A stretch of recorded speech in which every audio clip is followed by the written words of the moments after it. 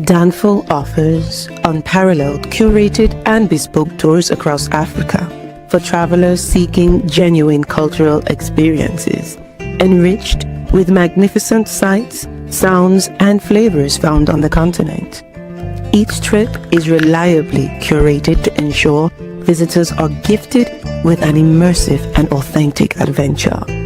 Whether you find yourself strolling along the charming white sand beaches of Sierra Leone, feasting on the mouth-watering delicious foods in Senegal, observing or partaking in various aspects of the Isheshe traditional system Ifa native to Yoruba land, Nigeria, with Danfo, you will rediscover a fulfilling sense of kinship to the true heart of the motherland, her communities.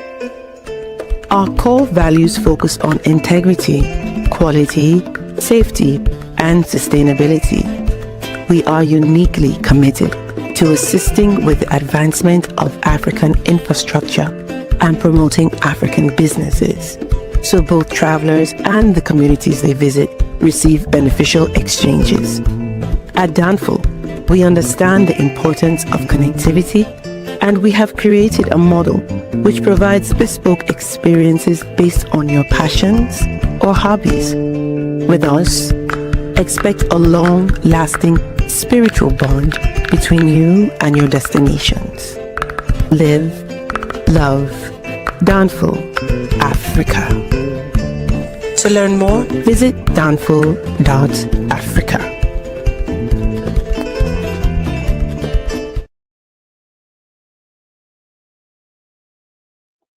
Peace, family. We are live again. Dynasty Mirror Search for Huru. Thank you all. Thanks so much for joining. Hit that like button again. Please hit that like button. Also, make sure you share and make sure you subscribe. I greatly appreciate it. We're back on tonight. We had a great discussion earlier in regards to, Jasmine Crockett, her losing. And what I don't understand, and we'll get to the topic here shortly. Why do Black people expect Latinos to support or vote for their candidate? That's something like I don't get.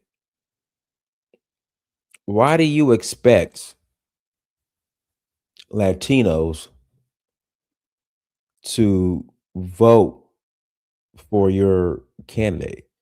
So once again, Black folks are upset that Latinos didn't vote for Kamala Harris and they didn't vote for Jasmine Crockett. So now they're mad. Latinos aren't a monolith.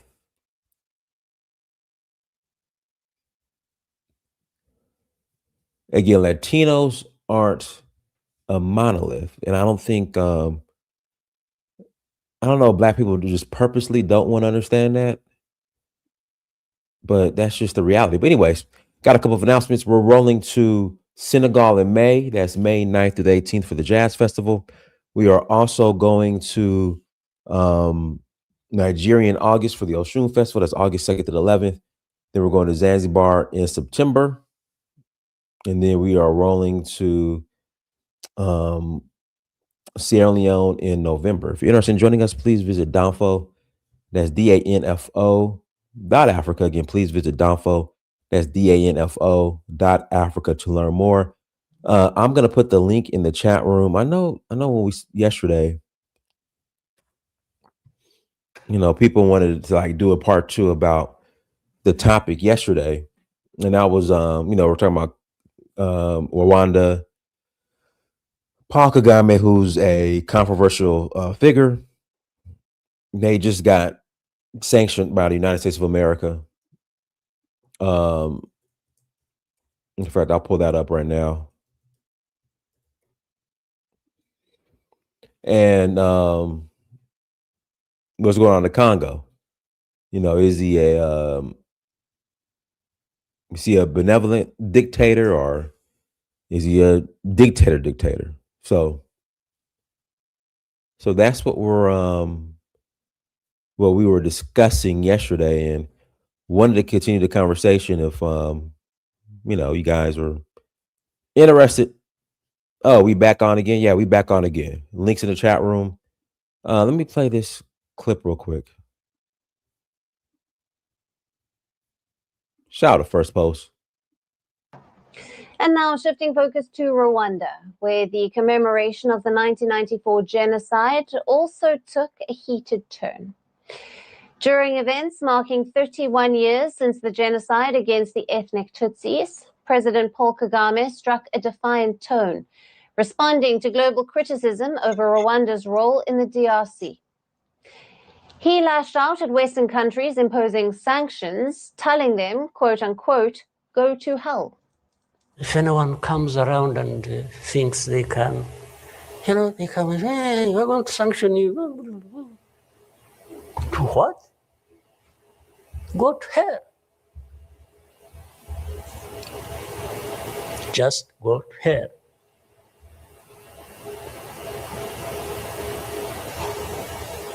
You have your own issues to deal with. Go and deal with your own issues. Leave me to mine. Rwanda faces growing pressure over alleged support to the Tutsi-led M23 rebels. The UK and Germany have cut aid. The US imposed sanctions on a Rwandan minister.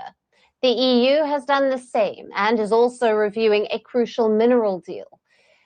Now, then Canada has suspended export permits and official visits. Apart from a furious response to these Western nations, Kagame has also cut ties with Belgium, accusing the former colonizer of consistently undermining Rwanda. Rwanda is accused of supporting the M23 rebels, a Tutsi-led militia in eastern DRC. The group has taken control of large swathes of territory, displacing hundreds of thousands of civilians. UN experts say that Rwanda has up to 4,000 troops in the region. President Kagame insists that Rwanda is not waging war, but is defending itself.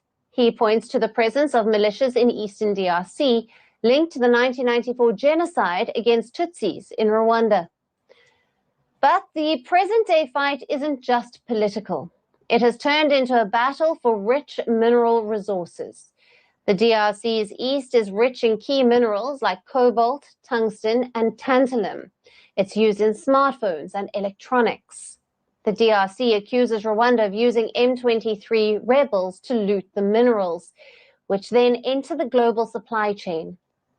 Under Kagame, who rose to power in post-genocide Rwanda, the country built strong Western ties. It sent troops to various peacekeeping missions, while it has also made efforts to build soft power by hosting tech summits and global events. But critics say that the image shielded it from accountability. Now, as the M23 gains ground, that shield may be breaking. Go ahead, Uhuru. Uhuru, go ahead. Hello. All right. Listen, when you guys call in, make sure your Obama phones are good to go.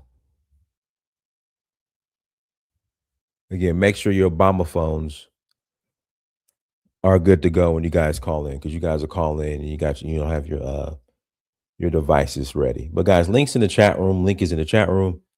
Do you think Paul Kagame is a visionary or authoritarian?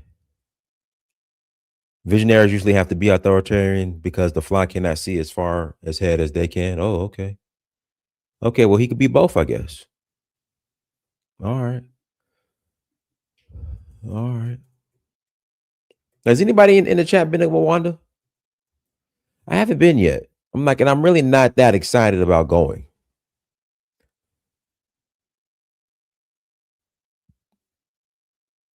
I'm really not that, excited or pressed to go. I don't get excited about going to Rwanda. But this is hold on, let's play this real quick. This is between Donald Trump and Paul Kagame. Lived there half the year. Okay, how is it?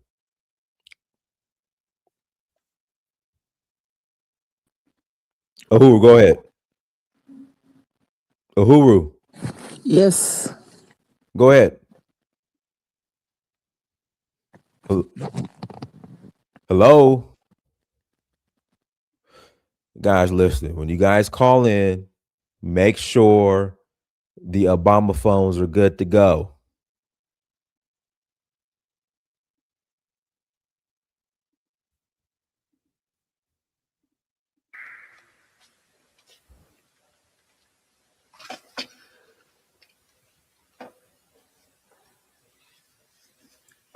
Excellency Donald Trump, President of the United States of America, Excellencies, heads of state and government, and former heads of state, distinguished ladies and gentlemen, I want to begin with some words of thanks. First, to my fellow heads of state and government from Africa, your presence here confirms that these efforts enjoy the broad support necessary to succeed. I also thank Minister of State Kulaifi, representing His Highness Sheikh Tamim bin Hamad of Qatar. The role of Qatar has been absolutely central in getting us to this point. But of course, the biggest vote of thanks goes to President Donald Trump. No one was asking President Trump to take up this task. Our region is far from the headlines. But when the president saw the opportunity to contribute to peace, he immediately took it. This conflict has lasted for 30 years. We have seen countless mediations and efforts, but none has succeeded in resolving the underlying issues. President Trump introduced a new and effective dynamism that created the space for breakthroughs. His approach is even-handed,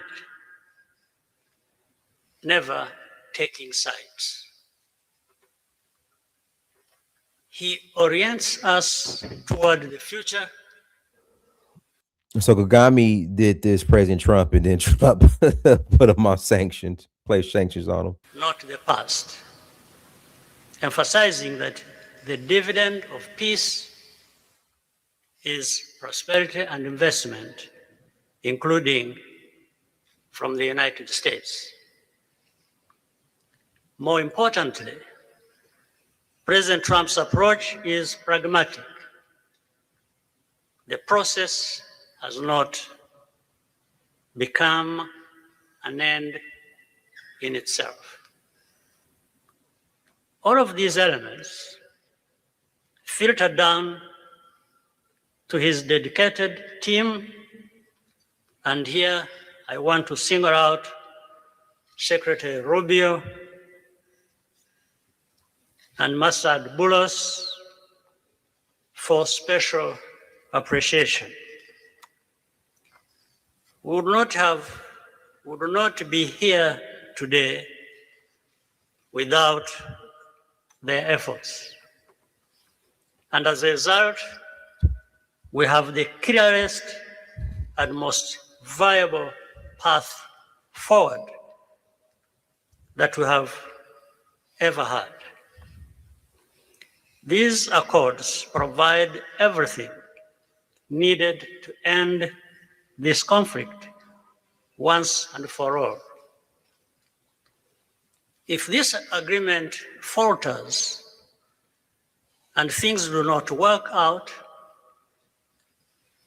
as they are supposed to, the responsibility will not lie with President Trump.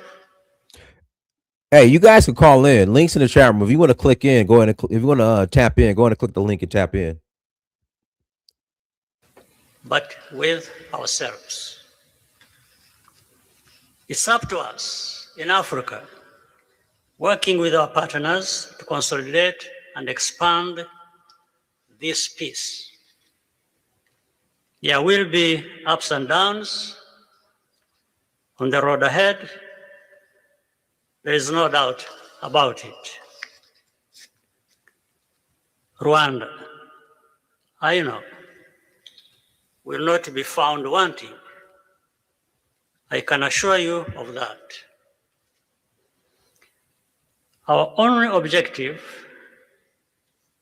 is and has always been for our country to be safe and secure after having endured so much tragedy.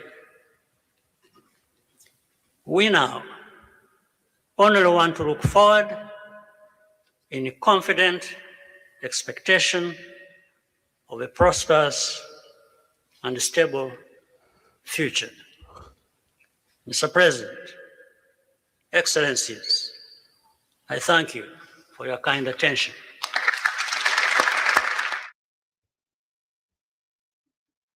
All right, guys, hit the like button again. Please hit that like button. Links in the chat room if you want to call in after the conversation. Welcome to call in after the conversation. Again, I wanted to do a part 2 from yesterday. But I mean, no one's going to call in. We'll go ahead and close out, and I'll come holla at y'all tomorrow. So we'll wait another minute or so, and then we'll take it from there.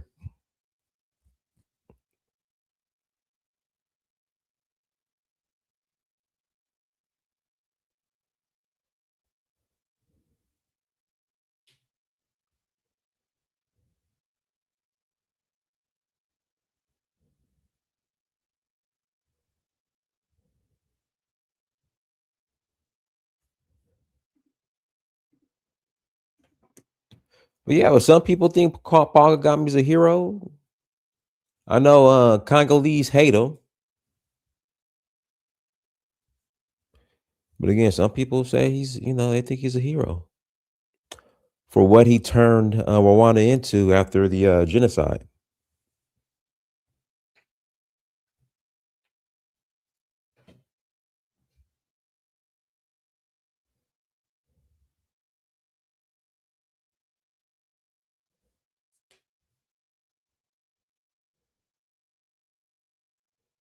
Let's see what Trump has to say. Africa, go ahead. Yeah, greetings again, Dinas. I mean, people should call in because this is like a part 2 from yesterday, right? Right. Yeah, and also the Congolese brother, if you're in the chat, call in. No, I stick to my point. I think is a bit of a weird one. If he claimed to be Pan-African, first of all, I give him credit for what he's trying to do for his people, and no doubt about that. And he also managed to develop his country quite well. Because Kigali is one of the cleanest cities, well developed, but you can't get over the fact that he actually allowed him and his people to be used by outsiders against his neighbors.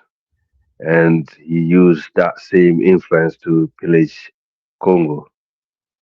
And Congo is a beautiful country. It's a very resource country, and it's right next door to him. I'm sure if he wanted to develop his country, wanted to make that country very economically developed. He could have done it in a different way, other than training terrorist group like M23 to invade another man's land, killing his own brothers, inviting other groups to come in to pillage the continent. I mean, I don't agree with him when it comes to that, but when it comes to developing Rwanda, you got to give him credit for that.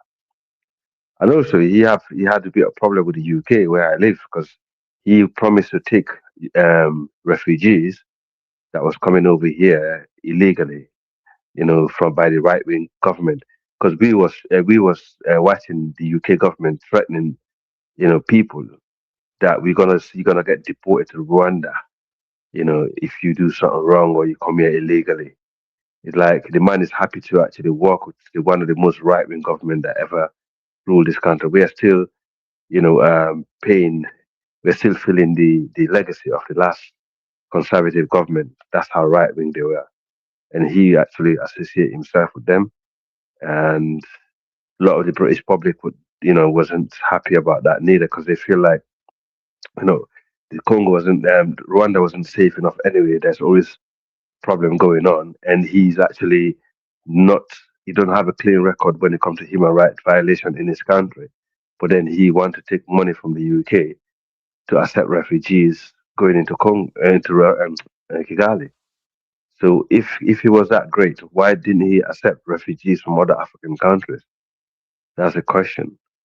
But other than that, I think they had this legacy of superiority in within the tribal team because the Germans trying to measure nose, whoever got the longer nose and have certain type of features are more superior to the other blacks, which I think is disgusting.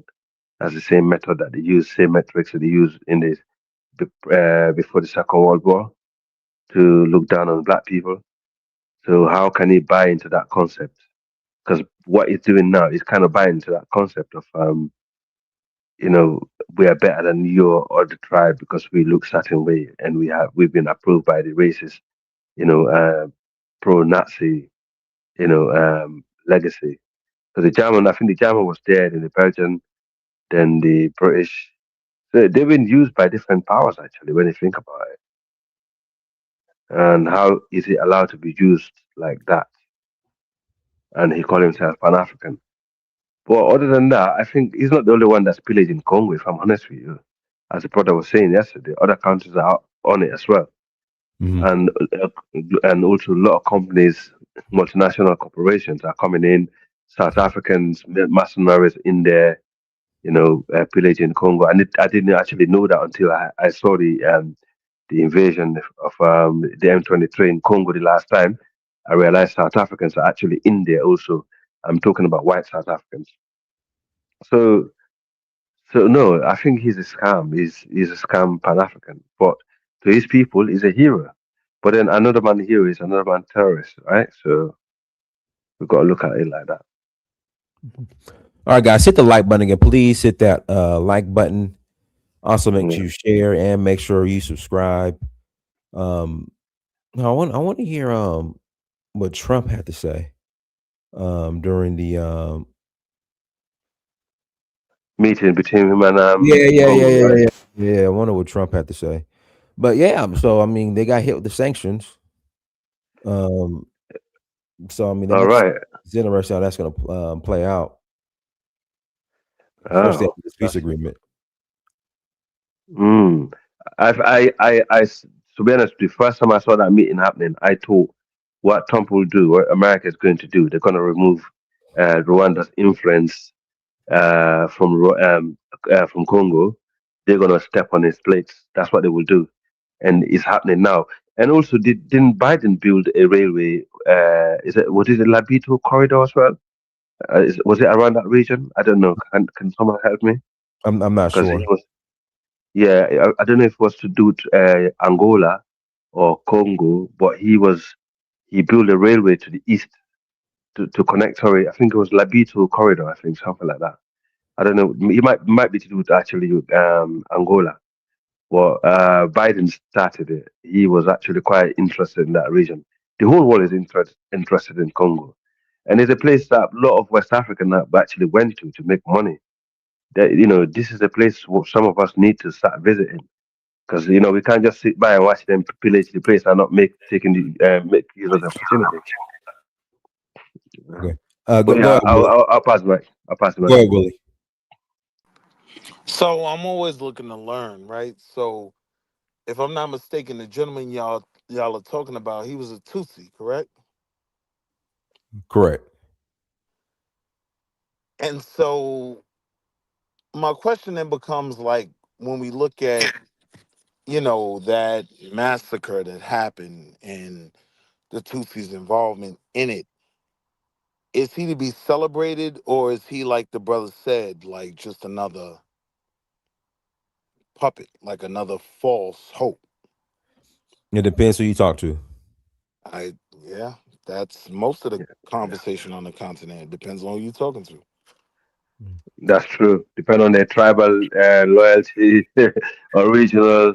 This is trouble. This is what we have in Africa, right? But also there is. That's okay.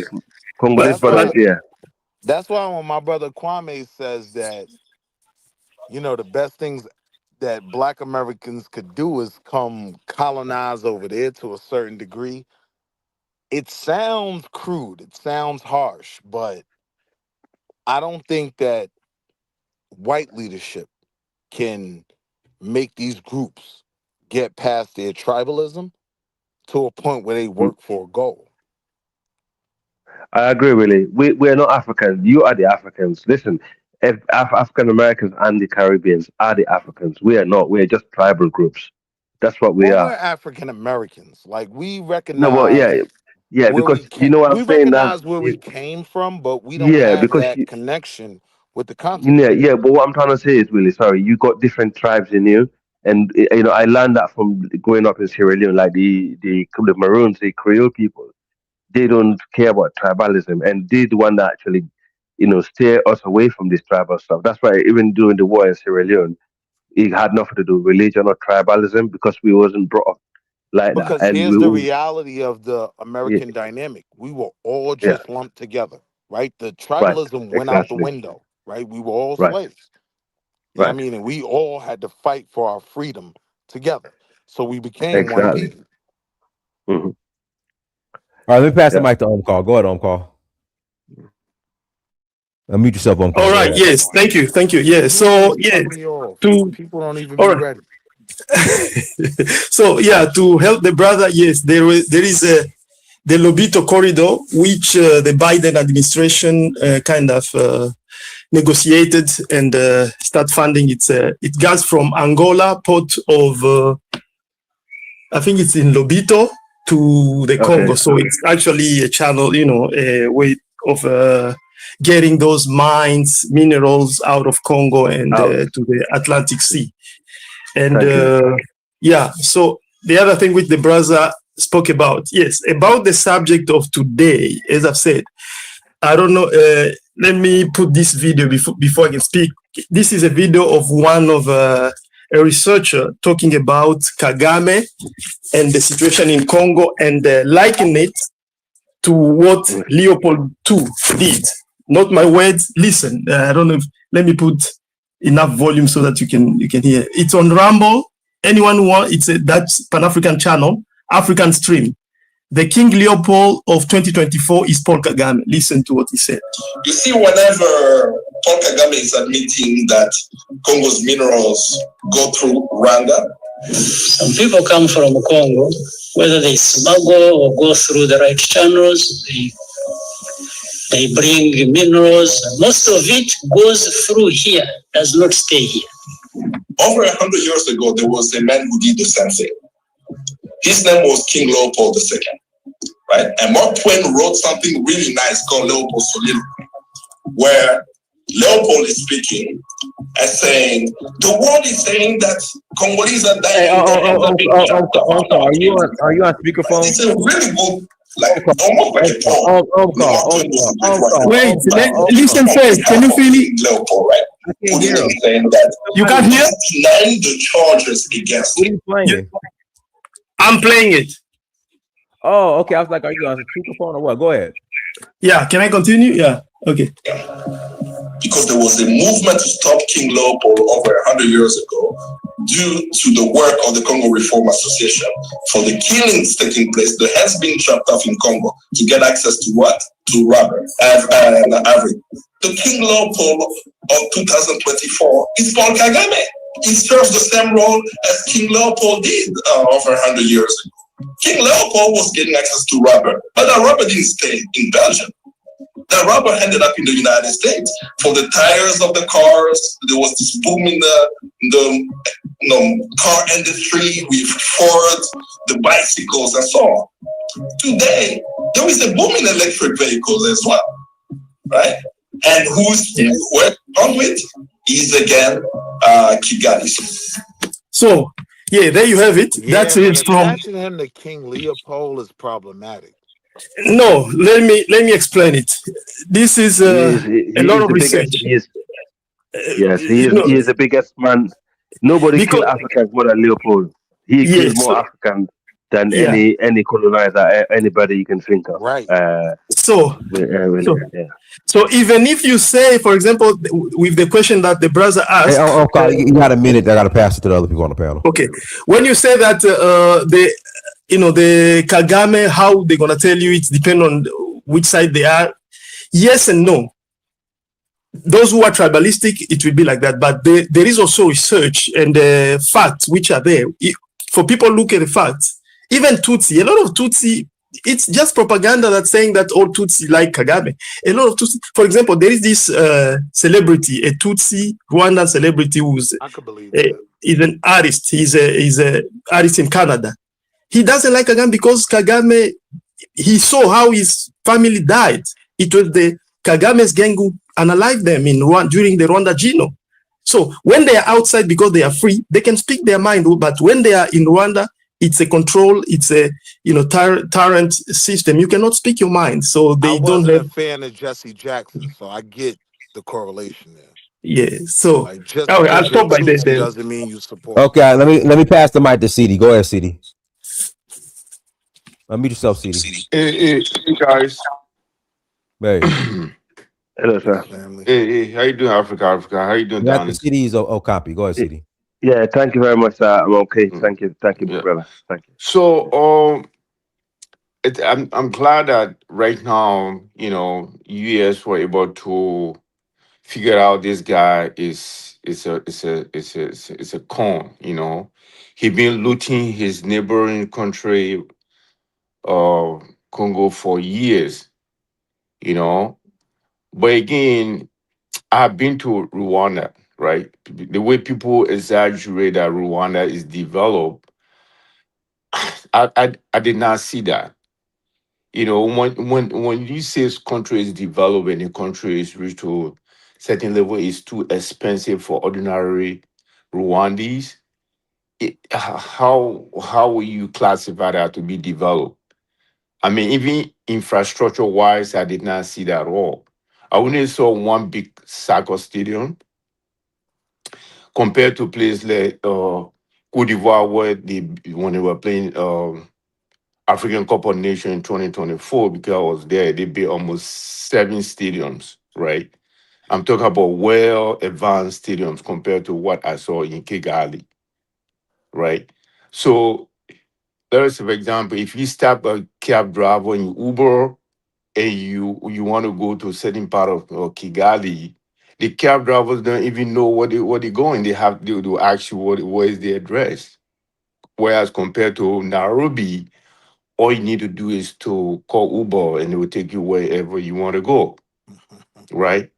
So I did not see that. It's almost like when someone talk or Bobo Julaso or Burkina Faso or that the country is Ouagadougou, that's Ibrahim Traore. Yeah, he's picking up, but if you go to Bobo Julaso or Ouagadougou, you don't see that development yet. But people exaggerate to a certain level. I did not see that in Kigali at all. And it was really boring for me too, right? So, and Right. I know a lot of Rwandese in the area of DC because DC is their base. They are in the Ethiopian. There are a lot of them in Correct. DC. Bunch of them driving cab. The cab drivers. When they talk about this guy about you or Paul Kagame, you wouldn't even want to talk about him. The way he's suppressing them, he's killing them. And the lucky part is only two But tribes most of in them are Rwanda. Hutus, though. Right. So no, the whole thing is only 2 tribes in Rwanda. Normally But no, in they should DC, not be any kind of travel war right over there. So it's easy for him to control them. I'm Right. saying in But I'm DC, glad. if you get in a cab with a Rwandan, 9 times out of 10 it's a Hutu, not a Tutsi. No, I don't. That's not the point. The point is, it's so difficult to move around. In Kigali, they don't even know where they're going. So you, as a tourist, if you go to Kigali, you want to Uber to take you to certain places, they don't even know. They will ask you for the address. Compared to Nairobi, where when you get into the cab, like for example, you get in the cab in Nairobi, you pick up a cab in Kilimani, you want to go to Westland, certain part of Westland, when you want to Westgate Mall, they know everything. Everything is there, but you know, Rwandese cab drivers struggle to take you in places in Kigali. So So I let me didn't ask even you, my see that brother, development at all. is that because of infrastructure or technology, right? Like, cause like I've never been to Tennessee, right? My daughter just won a national championship in cheerleading, right? And we had to go to Tennessee. But I know how to navigate these roads having never been there. One, because of the infrastructure. We have signs. You in this town, you in that town. And two, because of the technology, right? Like But I've got GPS. well, they seen the Uber Django, right? Django, they have Django in Abidjan. They have in Nairobi. They have in Rwanda. I just feel ordinary Rwanda not their illiteracy rate is so high. They're not. If you get into Uber, they're not supposed to ask you the address, right?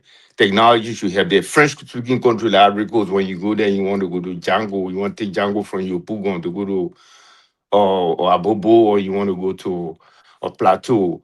They won't even ask you. The technology show everything. They pull off as soon as you get in the car. That was Right. my experience in Ghana. Like, you going Yeah, where? I got you. He's gone. You know Yeah. what I mean? But that, and yeah, ask anybody, if I'm lying, people that have visited Rwanda, they will tell you this. I would never go to Rwanda the second time. That would gonna be my right. last time going there. I No, I struggle a believe lot. you. And No, I things are believe too you. expensive too compared to Nairobi. Nairobi, everything is cheap. Uber drive like 50 cent dollar. If you can take Uber from Kilimani and go to all the way to Westgate Mall or another advanced mall or service center or Westland, in the middle of Westland, just cheap and food, a bundle of food. I mean, uh, Is I, that due I, to lack of infrastructure? but people look at infrastructure, right? It's easier to develop place like Kigali. It's not a mountain city. It's easy. The road were already there. All he did to repave the road and put ties, right? And plant flowers, right? Don't get me wrong. The city is clean, but that's not the whole of Rwanda. Looks like that, Right, right. But Tidi, hold on a when second. you you know. Tidi, could So you compare, or how would you if we go compare back to Abidjan Kagame and though, Nairobi? How would you compare the two cities, Abidjan and Nairobi? Or Which one would the you say difference is is more? now Abidjan has a more beautiful building and infrastructure compared to Nairobi. Because Okay. Nairobi Ah, is the yeah, but infrastructure wise, if you yeah. travel in go to Ivory Coast, they Mm. have a better infrastructure than Nairobi. Nairobi So has a if someone tall lies to building me, because then the Chinese carrying a lot of development buildings. Because I have a part, mm-hmm. I have project in Nairobi and also Abidjan, Right, right. but Abidjan is on different level, and then See, the no, electricity is 24 hours in Abidjan. because of the infrastructure. ah, Yeah, yes, you know. yes. So now, if we could bring it Mm. back to Kagame Nice, for a nice to second, know. right? Hmm. Here's my question, right? Because I'm always looking to learn more about African leadership, right? I feel like when I hear my brothers from the continent, like y'all, talk about the leadership, it's always a lot of criticism. But I'm saying, how is that criticism being weighed out, right? Because in certain situations, you got to get dirty. You got to, you know what I mean, enforce some things. You got to exploit some groups. That's like even a reality in America, right? But the one thing that, as a Black American, I judge Black leaders on is what are you bringing back home, right? Like Adam Clayton Powell, right? He had a lot of conversations with a lot of different groups, but at the end of the day, he did a lot for Harlem, right? He helped build that infrastructure. He helped, give the people a better lifestyle. So I'm always curious as to that when I But hear when these when you say conversations about lifestyle leaders. in what in Harlem, I live in Harlem, but Well, I don't so see Adam Clayton Powell, any but black understand leadership though, really give that amount of development to black Adam people. Clayton Powell Otherwise, goes back to 40s and 50s though. So he was literally instrumental in laying the foundation that made you call Harlem home. right? Like the building on 125th and 7th Ave. That's the Adam Clayton Powell State Office building, Yeah, right? I pass by that building He's every morning. but That building, that was a Clinton office. Clinton used it as his office. correct. But He what had I'm telling offices. you Correct. He had a whole right floor. now, yeah, but right, But wait. I don't want to go away from the point. What I'm saying is, for me, right, when I look at the resources he brought back to the community, yeah, I can respect him as a yeah, but I don't see that right now. That's what I'm telling you. Yeah, Willie, what resources did he bring back? Damn, my bad. I'm back. I got a call. My fault. Adam All right, Clayton so Powell is someone that I respect as a leader because of the resources he brought back What to the resources? Harlem community. What what resources? resources? There was a number of things, like there were building projects, there was, community investment in terms of creating programs and stuff for children, right? Like everything wasn't perfect. Don't get me wrong. I'm not saying that. But I'm saying when I look at a Black American leader, I judge him on what he brought back to Black communities, right?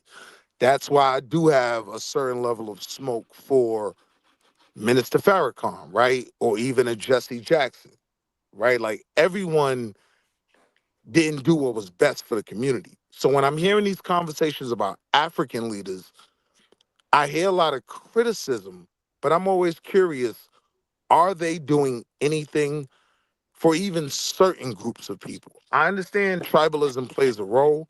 So if he's not doing I for can you, answer. I can answer Yeah, to but that. let me Can I finish. answer? I'm that's my turn. I'm finished yet. So you give me a question. So, first of all, your comparison doesn't make sense at all because I live in Harlem. If black leadership that was in Harlem Give were to him control Magufuli. Harlem, eh?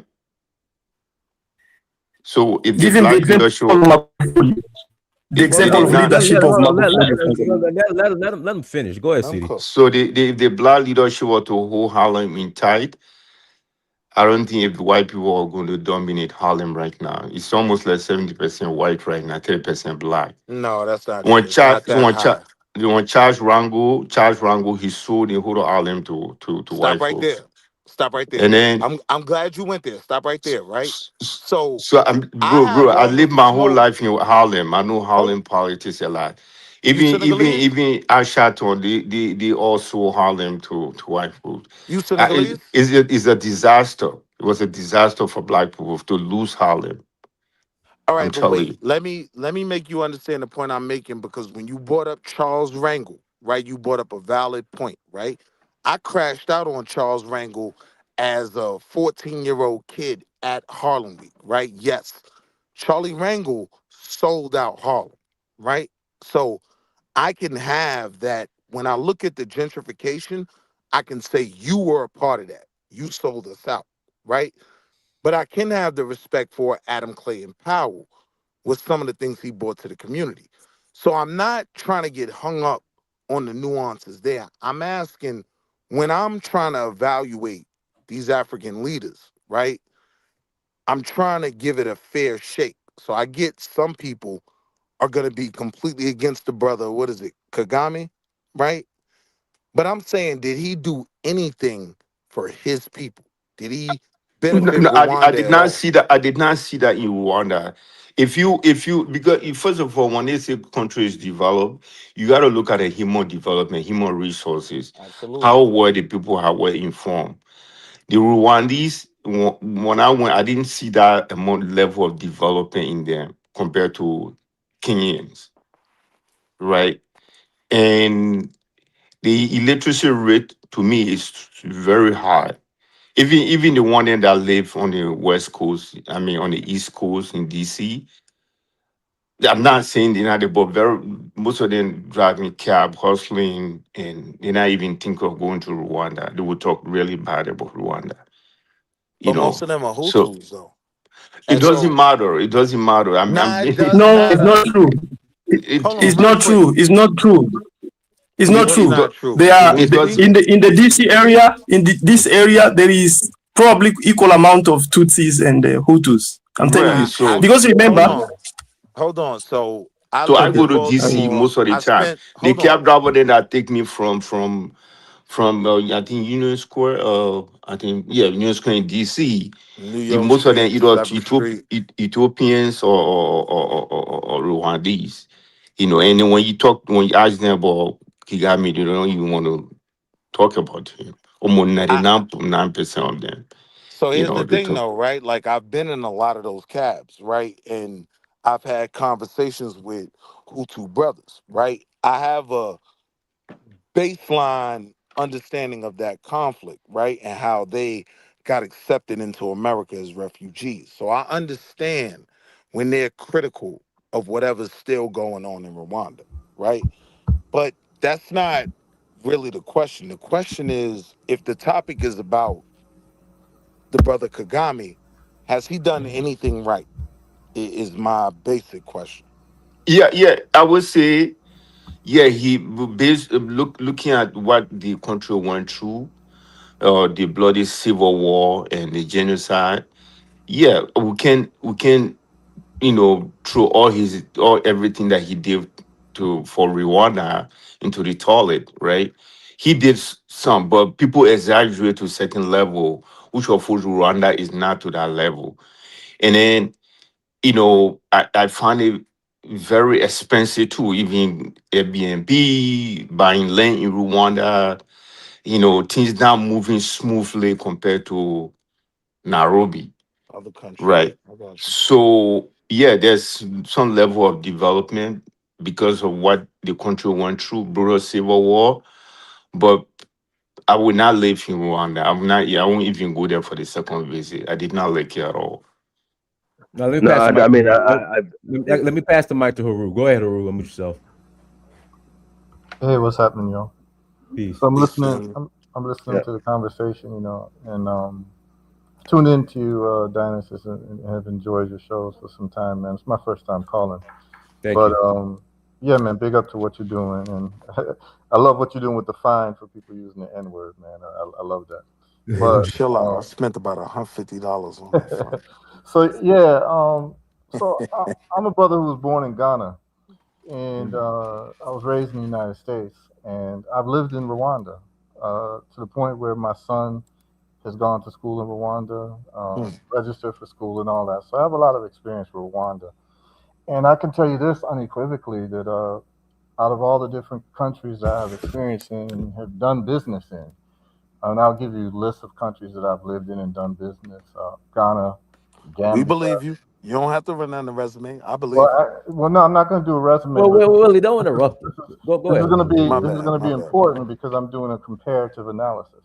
I So got you. I have to give you names of countries. Though I have not lived and been in all of them, but the ones I can talk about are in West and East Africa. So West Africa, I've spent time in Sierra Leone, have set up business, have a factory in Gambia, Mm. uh, have lived in Nigeria, lived in Lagos, of course Ghana because that's where I was born, and then I've spent time in Nairobi, Mombasa, Kenya, and then Tanzania, Zanzibar, and I've lived in Rwanda. Dope. And I can tell you unequivocally, in terms of my observations, particularly for someone being from West Africa, that Rwanda is by far the best country that I've been in, and I'm not even talking about in Africa, in the world. Really? I've not yet been to Singapore, and I can give you real information for somebody who's lived there. So I went to Rwanda for the first time in 2018, and I was just looking at YouTube videos about different places in Africa to go because I was living in the Virgin Islands and we had two Category 5 hurricanes, and Mm. it was very clear to me that I wanted to not be in the Caribbean during hurricane season. 2022. And so no, it's 2017 when we had 17. All these right. Hurricane Irma and Maria. I And remember that. so we're just looking for a place to go, and of course Ghana would have been the fallback because that's where I'm from, speak the language and all of that. But I started seeing things about Rwanda, and I was shocked because all I'd heard about Rwanda from time immemorial, at least since 1990s, was the genocide and the problems going there and the lack of development. So I was shocked to see people calling it the Singapore of Africa. and talking about Kigali as the cleanest city in Africa. Mm. Well, I decided to go and see for myself instead of listening to what other people had to say, good or bad, because it's very important for people to experience the world uh, directly instead of through Firsthand. rumors and innuendos and whispers. Uh, Agreed. just like you may see videos of Harlem, but you never know what it's like until you actually are in Harlem yourself. Agreed. So you have a lot of people talking about Rwanda who may have visited, some have never visited, certainly have not even spent a lot of time and lived there to the point where they have registered a business, done business. So a lot of their commentary may be from books, news articles, or what have you. You always have to question who the author is. Now, when I landed in Rwanda, I was absolutely shocked. So one of the things, now this is for travelers, and Dinus, I know you travel, and I'm gonna say something that you probably would agree with. But one of the ways that you can tell about the tenor of a country is actually to check the bathrooms at the airport when you The land. airport. Yeah. Um, when you get to Rwanda, it's absolutely spick and span. It's the cleanest place that I've been in my lifetime, Mm. and the cleanest city that I had ever been to before Rwanda was Toronto, Canada, in in around 2009, 2010. You went to Carabana. No, I didn't go to Carabana, but I just went to Toronto, and I just thought it was just remarkably clean. Now, this is a brother. I grew up in Chicago. I went to school in Boston. Spent my time in Miami. Uh, College in and Boston? yeah, I went to college in Boston. I went to law school in BU? Boston. No, Northeastern? I went to Tufts University for undergrad, and I went to Northeastern School of Law for law school. That's what's up. So I was there for like 7, 8 years. But the cleanest place that I'd been before Rwanda was Toronto, Canada. And then when I went to Rwanda, Rwanda completely blew away Toronto, Canada. Mm. So what I wanted to do is I wanted to understand why Rwanda was so different, particularly from Ghana, from which I had a lot of experience, in Nigeria, where you see trash all over the road. So one of the measures of competency is the ability to do things that are very basic. What we've seen with these most of these African leaders is that they have not solved waste management at all. And so this is, the level of intelligence and competency is the ability to solve problems. And I would Mm. say that the ability for Rwandan government and Paul Kagame to solve problems is second to none. Mm. I say this unequivocally. In Rwanda, there is no trash on the roads, none. Plastic bags are banned. Um, Health insurance is about $1 a year, so it's pretty much free for everybody. And the government asks you to meet them halfway. So I think it's is it the second or the third Saturday of every month, is what they call Car Free Saturday. And what they do is they shut down the downtown, and the whole country is invited to come and exercise publicly. Mm. Right? This is something anyone can go and just look online. And then, of course, you have um, I think it's the last Sunday of every month where the country shuts down. It's called Umaganda, and everyone cleans the country. And it's seen very clearly. So the national consciousness is completely against littering, which is a place where you would want to be if you like cleanliness. The other side, too, of that is that there's no way that any African leader can expect other leaders from other countries to come into your country and do business when your streets are full of trash.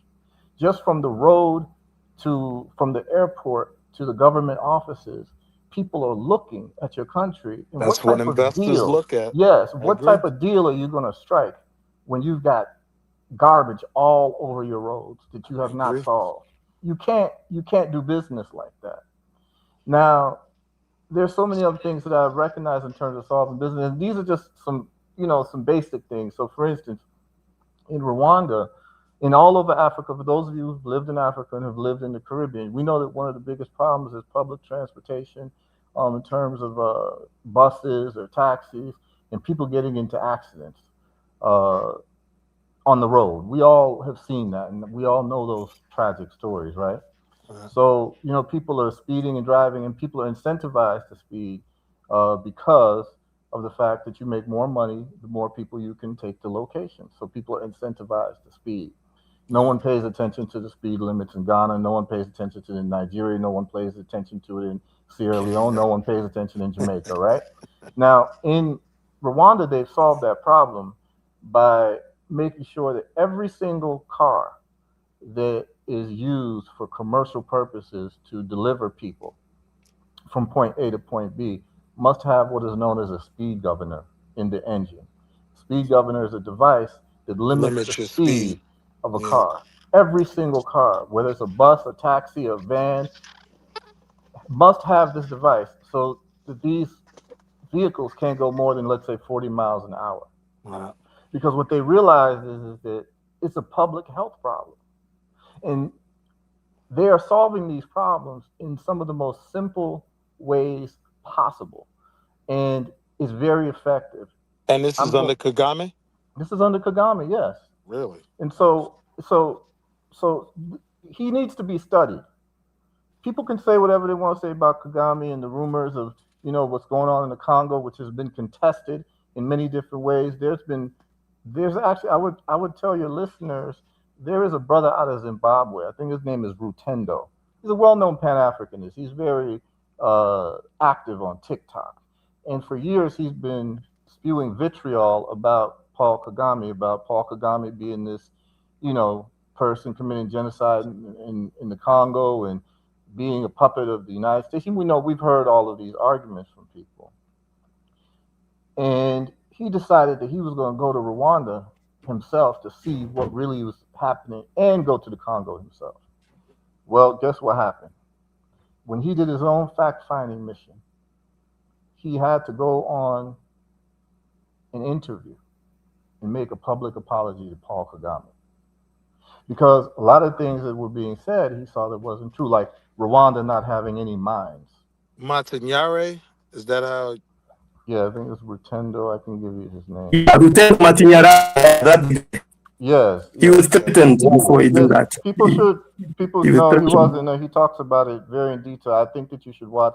It's a very long interview. It's a 2-hour interview, and I think that those people interested in it, and I can give, I can look up later and just, put it in the chat. I'm pulling I up think his that stuff those right people now. who are I'm with you. interested should really watch his interview, because this is a brother who's a staunch Pan-Africanist who was completely against Kagame, saying death to Kagame, and blaming Kagame for what was happening in the Congo.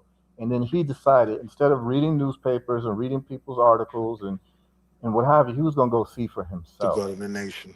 And he went himself. And after he went and saw everything himself, he saw that most of the things that he was spewing was completely debunked by what he saw. He went and talked to M23 in Goma. He went to Rwanda and went to the different mines, because they said, oh, there are no mines in Rwanda. And people don't understand that Rwanda actually has refineries. So even the coltan that people talk about, it's not being refined in the Congo. People would take it and it's refined actually in Rwanda, and Rwanda has a gold refinery as well. So what I'm going to tell you all is this, and I'm going to close with this because I want to just, hog up the space, and I can take any questions that people have. Is a couple things in terms of practically living in Rwanda. We talk about the prices of Rwanda and living. Living in Rwanda is cheaper. Living in Kigali is cheaper than living in Accra, Ghana. This is just a fact. And as a matter of fact, anyone who's tried to live in Accra, if you want to rent a house, you have to pay a whole year rent, sometimes 2, up front. That's not the case in Rwanda. Number 2, the police in Rwanda. All of us who've been living in Africa know that there is a tax that every person moving around on the roads has to pay, and that is a tax to the police for any type of spot checks that they want to give you, and you have to dash them money. In Rwanda, if you try to bribe a police in Rwanda, they will arrest you. They will arrest you because Paul Kagame has made it very clear that he has spies. So the police don't know if when you're bribing them, you're actually a spy from the president's office. And it is completely cut down on corruption.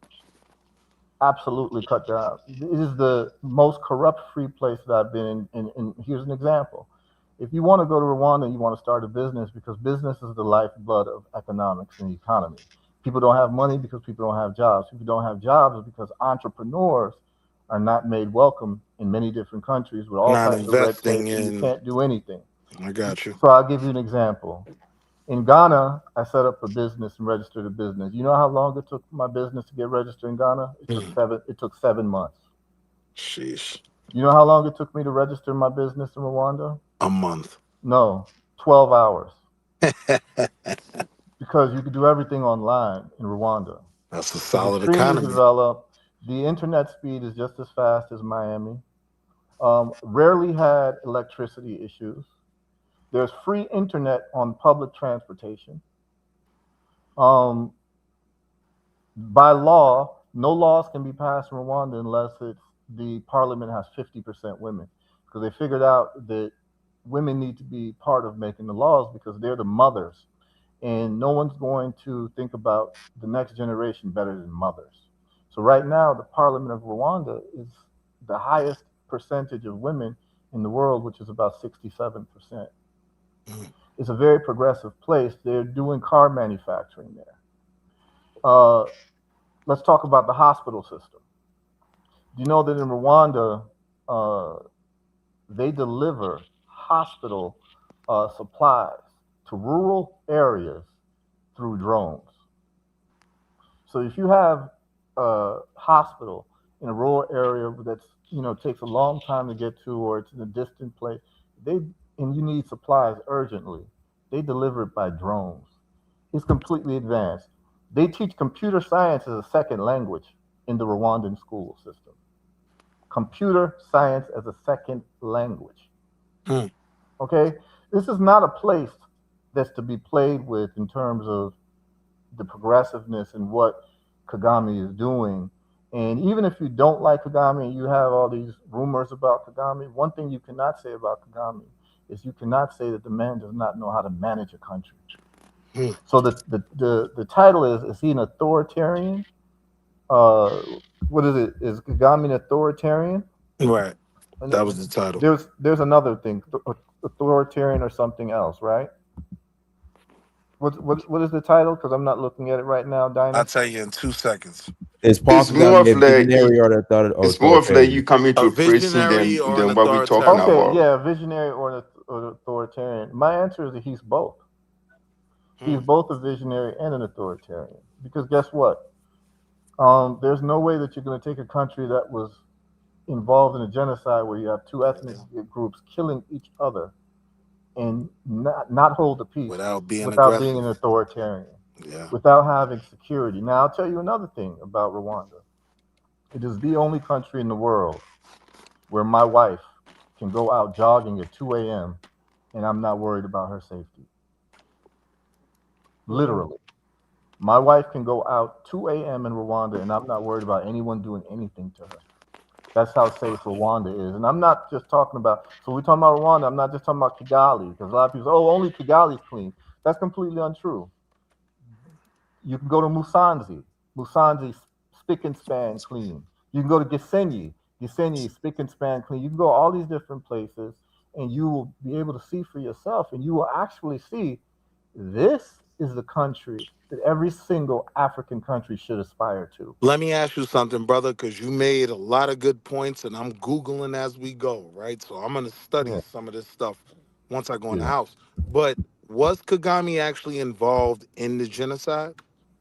Because that's one of, from what I'm looking at, one of the staunch criticisms. Okay, well, what they accuse him of is they accuse that he was involved in the death of the previous president who was a Hutu, and then they said that actually caused the genocide. But That there was actually initiated. there was previous genocides before that. He actually is a refugee. He didn't grow up in Rwanda. He's a refugee because Tutsis were being genocided when he was a child, and he is actually credited for stopping the genocide. Now, here's one thing that people should understand is that before the recent genocide in the 1990s, there was another genocide years early. This is when Kagame was a child. He was raised in Uganda. Now, his people, the Tutsi people, were genocided off, and they had to grow up outside of Rwanda because they had to flee Rwanda or else they were going to get killed by the Hutus. And if anyone's interested in the enmity that was happening, there's a thing called Hutu supremacy. You should read it. And you should read it says, no Hutu person should ever hire a Tutsi person, no Hutu person should ever marry a it's a real, like, it sounds like some white supremacist, racist, KKK doctrine, but it's called the Hutu supremacy. It has some other names. You can look it up and you can see their manifesto. And it was a way to treat Tutsi people as persona non grata, and they had to leave the country. Now, when Hutu power, an Hutu power, extremist that's it. ethnic Yes, supremacist ideology yes, that asserts the superiority of the Hutu people, primarily in Rwanda. Okay. exactly. And those are the people who were seen as committing genocide against the Tutsi people, of which Paul Kagame is now. Paul Kagame studied military science, and he was a military intelligence officer in Uganda, and he decided to take his training and free his people and stop the genocide that was happening in Rwanda. Now, here's what I would say. But he was a part of the RPF, though. He was just a rebel. He Yeah, didn't do anything. He was just a rebel. he was a rebel, and when the RPF, when they ended up stopping or winning, the genocide ended. Now, here's the thing. Most of these African leaders that you see, because tribalism is a defect within the African personality. I say that all the time. Okay? He did not go ahead and engage in retribution where he's saying, okay, we're going to kill all the Hutus now, which is typically what would happen. Guess what he did? Once the genocide was over, he passed a law, and it's in law that's in place right now. In Rwanda, you cannot identify yourself as a Tutsi or a Hutu by law. The only thing that you can call yourself in Rwanda is two things. You can call yourself a Rwandan or an African. That is progressive. Okay? I like that. The next thing that I would say is that I know that a lot of people listening are from Africa. So you all are going to take this to heart. We know when people get power in Africa, how they loot the country that they're supposed to be ruling in favor of only their family or their loyal, people within their loyalty group. And usually They start out freedom fighters and they become tyrants. We've seen this all the way. So we know what looters of a country look like. They never build a country. So what you will notice when you go to Rwanda is that country is being built. And every time I leave and I come back maybe a year later, because I spend months at a time in Rwanda, the place looks completely different. Because every single public works project, and anyone who's been to Rwanda who's actually watching would notice this. Every single public works, what do I mean by public works project? A road, a hospital, a school, a sewer system. You will see a big poster in the work area, and it will have written in bold letters, date of completion. This is very profound and very important. So the date of completion might be January 1st, 2027. That puts everyone on notice that this project will be over. I mean, there's highways in Miami that hasn't been finished in the last 15 years because the Cubans have been grifting, right? In Rwanda, they have date of completion for every single public works project, and guess what? They finish ahead of time. I've never seen this level of efficiency in any black nation I've been in. I've lived in Jamaica, so this is the Caribbean. I've lived in Barbados. I've lived in the Virgin Islands. I've lived in all the places I stayed in Africa. I've lived in Chicago. I've lived in Boston. That's where my people from Barbados. I've never seen this level of competency and efficiency from any group of people or any government or any nation in the world. And I would say to all the people that have photos of Kagame, you never know a man until you go visit his house. One more quick question. How did he get Can I ask a question Bizimunga after that, power? please? Yeah. I hope Dynasty is gonna give me equal amount to respond. Yes. And Let me Please. Oh, question Carl, him. well, let me do this. Let me do this. Let me pass the mic to Bakuna Bay. Then I'll pass it to you, Carl. Go ahead, Bakuna Bay. How are you guys doing? Everything is lovely, family. Can, can, can you guys hear me? Loud and clear. yes, we can. Nice, nice. So yeah, I mean, it's very commendable to see that Paul Kagame built like an heaven on earth for like the Rwandese people, because like it's a good thing to know. And actually, I listened to like this brother's testimony about what he experienced in Rwanda.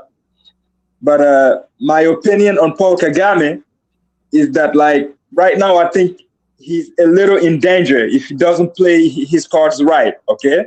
Because what the enemy does is that he uses you up until the time that you're no longer useful to him, He all won't right? use you anymore. Yeah.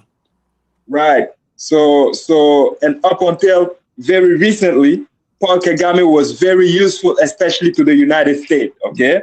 How He was so? stealing from him, but it's not a secret. It's not a secret about what the M23 was doing in the Congo, right? Yeah. And he's still even doing it, like stealing the resources and all that, right? And No, obviously he wasn't doing. This is not like what you're saying is not. This is contested. It's not factual. That's fact and is documented, Mr. Eru. Stop. Of course, of course, of course. So, This is very important. so, This is important because so yeah, people are so saying yeah, like I was saying, hold on. like I was saying, the Let him enemy finish is his going to point because use I want to you. hear your response. Let him finish his point. Yeah, the enemy is going to use you until you're no longer useful. All right, and that's why you see, City, he was bright enough to simply just directly deal with the people that Paul Kagame was providing, right? And ever since he was bright enough to make that decision, but then look at what's happening. But then the same Paul Kagame that was useful is getting slammed with sanctions, right? Sanctions from who? America. From his yesterday, from the person who hired him yesterday. You get what I'm saying? So this was happening. And it happened too many times in history. It happened too many times in Africa. Too many leaders proved themselves to be useful to the enemy. And then later on, like we all saw what happened to many of them. You get what I'm saying? As soon as the enemy no longer needed them. You get what I'm saying? So yeah, it's very commendable, but like it's actually bad for the Rwandese people, okay? Because Paul Kagame didn't go the right way in the way he provided the heaven on earth that he provided to them, okay? Because like we want political leaders, African leaders that are going to provide that heaven on earth by going the right way, all right? Because if you go the right way, but then you provide something that is durable to your people, whereas right now the Rwandese people might simply just see what they have taken away from them, like March 23 wasn't the right way. So yeah, you guys understand what I'm trying to say, okay? I'm not saying that Rwanda is going to be broken like overnight, but what I'm trying to say is that right now that their leader is no longer useful to the enemy, all right, or to some enemies, but then shit might happen. You get what I'm saying? And this is the kind of risk that I'm talking about here, okay? So yeah, outside of that, I mean, if you were to only focus on like the good he's doing, but then yes, it's commendable, all right? But like the crimes that are happening in the Congo, because from my knowledge, it didn't even stop, right? There's still killings that are happening in the Congo with this guy, tied to this guy, to Paul Kagame, up to this day, up to right now, from what I learned, all right? Yeah, but so this is what needs to be highlighted, huh? Yeah, so what I'm saying is that there could be a possibility that what you learned is an error. And so why I'm saying that is that while I'm in Rwanda, I'm asking these questions, and I'm talking to people from the Congo as well. And but I think a lot of people have to understand is that do freedom of speech exist in Rwanda? Do they have freedom of speech there? I mean, do you have freedom of speech in America? To a degree, not really. Okay. I can't say nothing about Charlie Kirk. So Okay, you but can't how say about anything. Rwanda? You can't say things about Israel. I don't get the sense that you can just openly criticize the government without there being any repercussions. I don't But I even believe say the that But J how word. I about say Rwanda? slaughterhouse. I believe that that's really the case anywhere you go. Like for instance, in England, if you make posts that they don't like on Facebook, they can come and arrest you in England. So there's So a I lot. have a Right. quick question. There's Did a you lot of say these. that they built a car in they manufacture a car in Rwanda? No, they actually. So they don't manufacture the car from But scratch. that's what you said. Because there's Listen assembling carefully. plan. Hold on, They listen have what an I'm saying. assembling plan in a lot of African countries, like Africa, they Listen assemble carefully. car. Doesn't Listen mean they carefully. manufacture car. Listen carefully to Right. what. Right. So you Essentially, said that. You said they no, hold manufacture on. cars. Hold on, hold on. I know you want to play semantics, but assembly is part of manufacturing. I didn't say that they manufactured it from No, scratch. they said that. In America, hold on. I didn't say they manufactured it from scratch. That's Assembly what is I an heard. aspect. That's what I heard you saying that they That's not what manufacture I cars. said. So my question No, was, in do you Ivory Coast, understand they that assembly? assemble car, they Hold bring on. the Do part you together and understand assemble that? it. Hold on. You understand that assembly is part of manufacturing? Do you Correct. agree?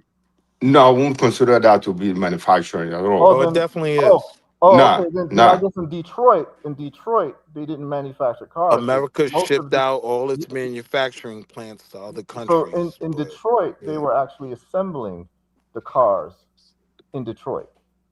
You But realize that, right? You that's realize what that I'm a lot of telling the you. parts come from Making different the parts. part in a country and bring the part together and assemble it is completely different from manufacturing and producing it. So, No. nah, this no, No, no, you no. got It's to an give me a aspect. chance. Now, Hold let me on. No, explain myself. it's an aspect So, of like for example, manufacturing. right? Let But me finish. In Toyota, right? In Ivory Coast, they bring all the part, they put the part together, or they do they assemble it together, yes, right? That doesn't necessarily mean the manufacturing in Cote d'Ivoire, but they call it assembling plant. Even in French, they have a word for it.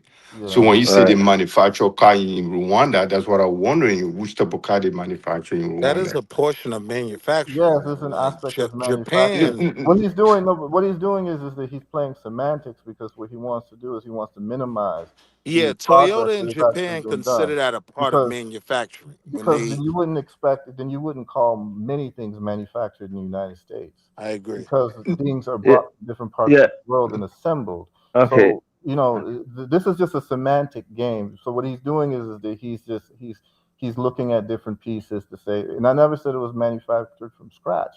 I said it was manufactured because the end product actually is a deal that they have with Volkswagen to do assembly.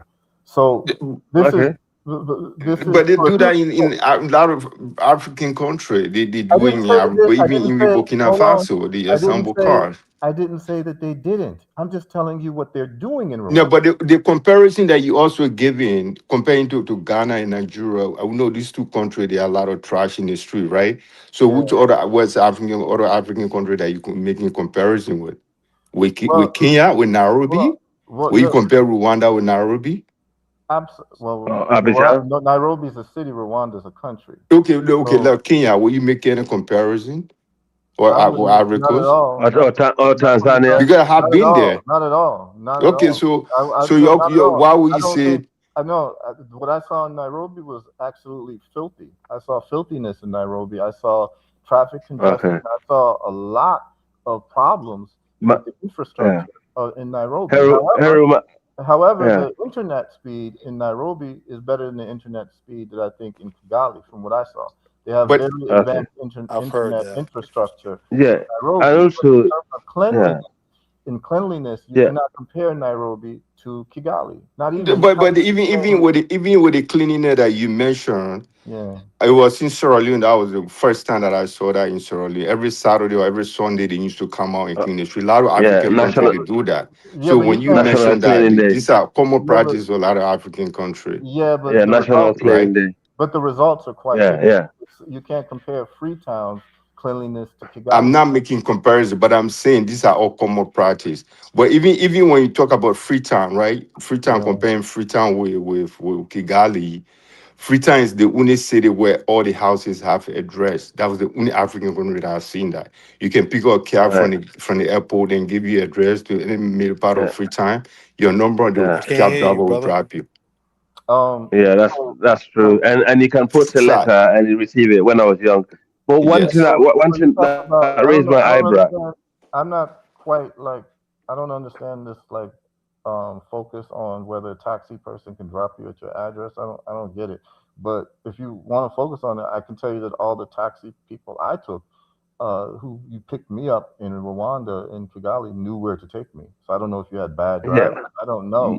I've been in America and I've had taxi drivers make a mistake in where they were driving me off. Hey, brother Dynasty, can I respond to all One this? second. Yeah. Well, let me do this. Let me read the super chat. Taraka 3897. Thank you for $2 holla. Namibia and Botswana.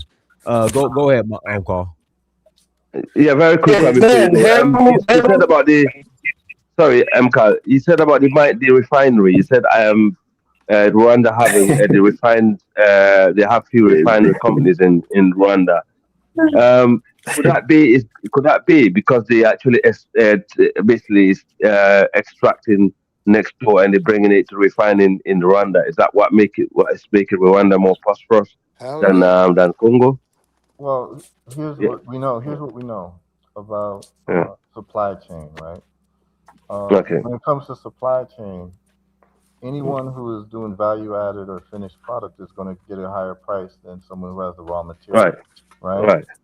So in Rwanda, they have mines for tungsten, and they actually have coltan in Rwanda too.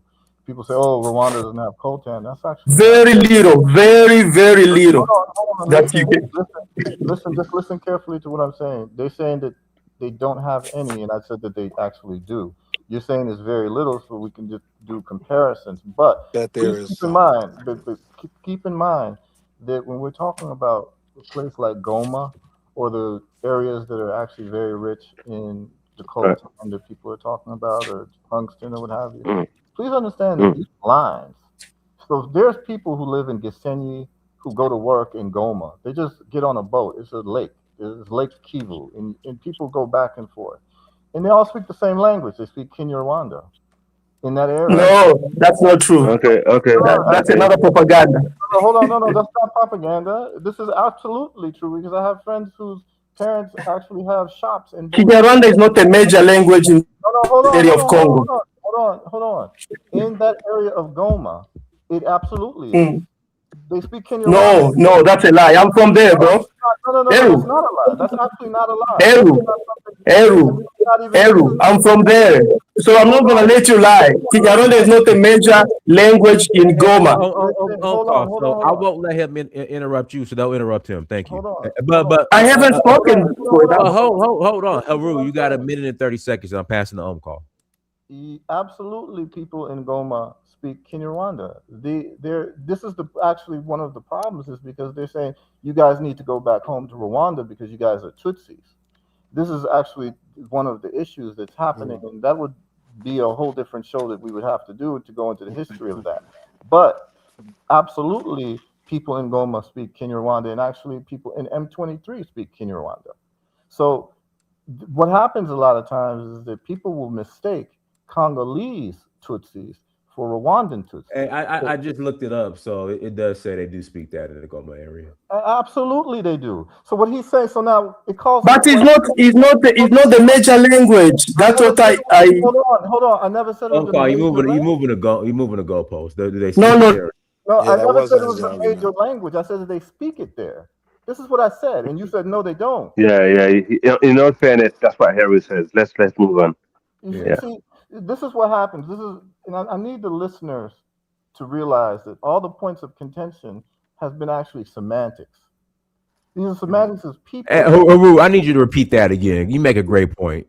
All the points of contention that you're hearing from everything I'm saying is semantics. Whether assembling a car is manufacturing or not. So what happens? We get bogged down from that's semantics. Dealing with the real issue right here is that we need to talk about performance. When you start looking at these different African leaders, you can look at Tshisekedi, whatever, with all the resources that he has. What has he done to develop his country? He is useless. That's what I was saying. Yeah. Look at performance. I want y'all to look at results. And all you have to do is just go take a trip to Kigali, and then go take a trip to Nairobi, go take a trip to Accra, go take a trip to Lagos. I've been there. I've been to Nairobi. I've been to Kigali. I'm not talking to you. I'm talking about to the listeners, so that everyone can actually make up their own mind. I would I invite love the people. crowd, but I didn't have I would, anything to compare it but to. yeah, Accra is filthy. Is absolutely filthy, and that's my place of birth. But I'm just calling it as I see it, man. Now, I always tell people that Accra is overvalued. Accra is oversold. That's for fact. But when you compare Nairobi to Kigali, that's a different case. That's completely different. What is I've your been to those two what is your assessment of city. the And comparison? TD, based on what I see, it seems like Abidjan is more developed than Kigali as well, apart of the filthiness. But I What's think it's that? more developed. Based on what I see on YouTube, Hmm. forgive me, Oh, Abidjan look more developed than Kigali. I You won't don't know if even yeah, I'm wrong. compare it. Mm. Africa based 7 stadiums during the African Cup of Nations. In Kigali, only one stadium that I have seen. well, It's it's a not population. comparison. It's a Right population. now, they're Yeah, about to play guys, African. hold on. Let Haru finish. I got to pass it to home call.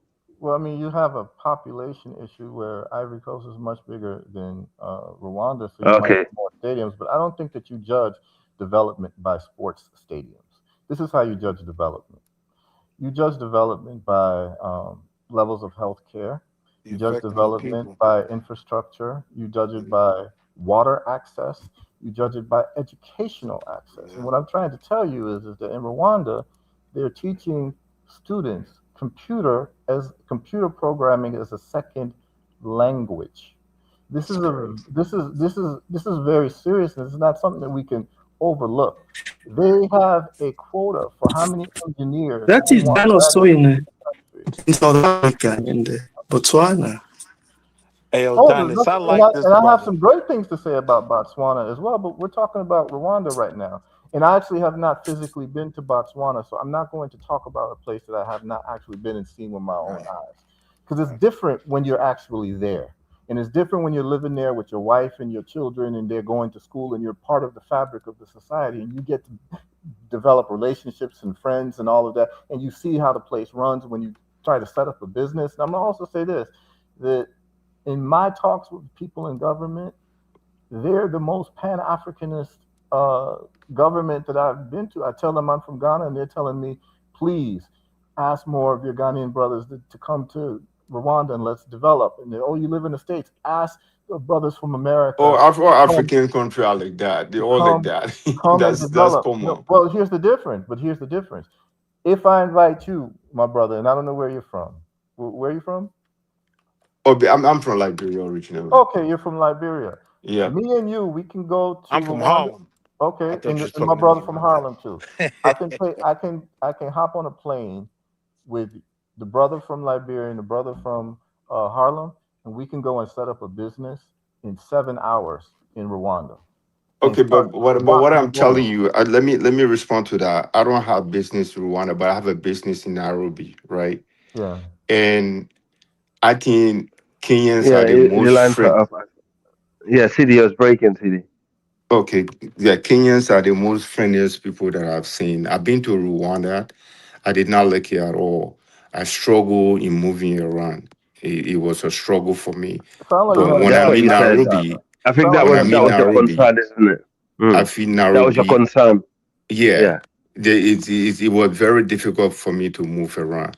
And in terms of Mm. cost, can you hold I on, think Nairobi brother? is cheaper Could and you tell there's me too about much. moving around? Could you just kind of like elaborate on? You got Okay, look, trouble for moving around. example, when I took a Uber in Nairobi, right, or in Ivory Coast, Mhm. all I do is to jump in a cab and the Uber driver know where to drop me. But when I was in Kigali, it was a struggle everywhere that I want to go. The cab driver asked me, "Where are you going?" You know, so and it's the technology. It was a struggle for them to even take me where I want to go. When were you in But Kigali? When's the last time you yes, were there? was that When's the last time you were in the Kigali? beginning of 2025? Because I was in Africa in 2024 for Okay, African Cup of Nation. And right. then when they mentioned that Naru or Kigali or Kenya Mm-hmm. or Uganda and Rwanda was going to hold the national African Cup of Nations. So I Yeah. said, okay, let me go to Okay. So Kigali you were there and recently. see what Okay. if I Okay. So can that's watch good. the next African Cup of Nation. CD, Right. the only thing that's impressive about Rwanda is the literacy rate is quite high compared to a lot of countries. Very, very high. Rate. And that's Yeah, what I so that, saw. So when you say yeah. computer science, I understand that's about. I saw a lot of illiteracy rate, and it was very difficult for most of them to even understand me. Well, that could be a But when language. the Kenyans are very, very No, advanced. they know what I mean. The literacy rates. That mean the amount of people that who actually, the human capital development is quite good. They basically a lot of them went to school. The literacy rate is quite high. It's about 70% people that been to school. That's quite impressive. Hey, guys, Rwanda? I got to pass the mic. Yeah, Rwanda. Yeah. Go ahead, Umcall. Umcall, mute yourself, Umcall. This was a good bill.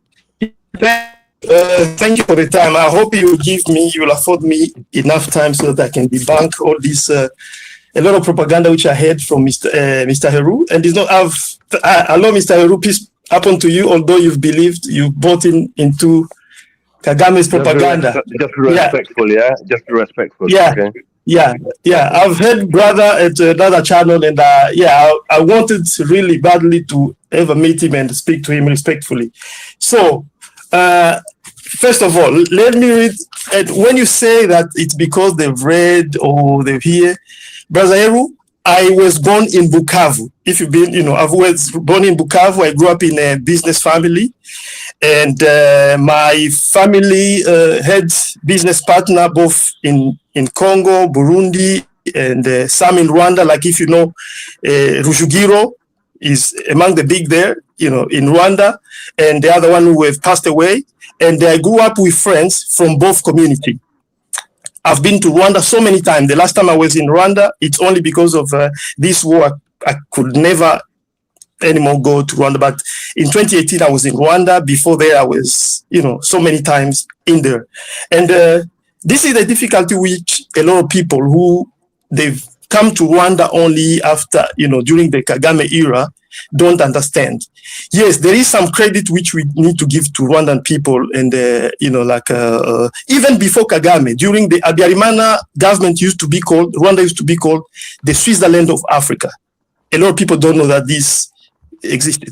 So, yes, comparatively to us Congolese, yes, our brother in Rwanda, they know how to use that aid amount, which, when they give them aid, they know how to put it properly to its use. Even during Abiyarimana, that was not a strange. You can go and do some research when it comes to that.